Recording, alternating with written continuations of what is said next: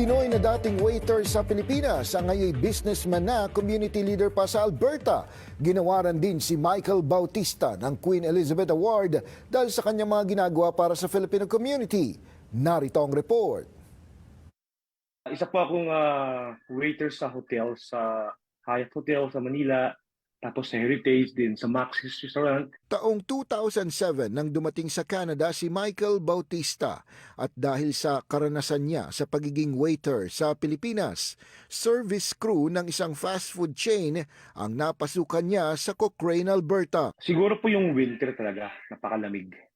Tapos yung siyempre as a newcomer sa Canada, wala ka pang sasakyan. Pag nag-grocery kami, yung bigas nakapatong sa bisikleta ko, sa front ng bike. At tapos yung bike pa medyo malayo, nasa 30 minutes. So magbabike ka kahit na winter. So pero siyempre meron yung mga Canadian na mabait naman na talagang tumutulong sila. 11 taon din siyang naging crew ng fast food chain at nakaranas din ng diskriminasyon. Yung mga dayo minsan, yun lang, nung sa drive-thru ako, nasabihan lang ako doon na Asian, gano'n, you eating rice, yun lang, di ba makalimutan talaga, promise. Hey, Asian, you eat rice. So, siyempre, parang nakakaano. Pero yun lang, after all, wala na. Umalis si Michael sa food industry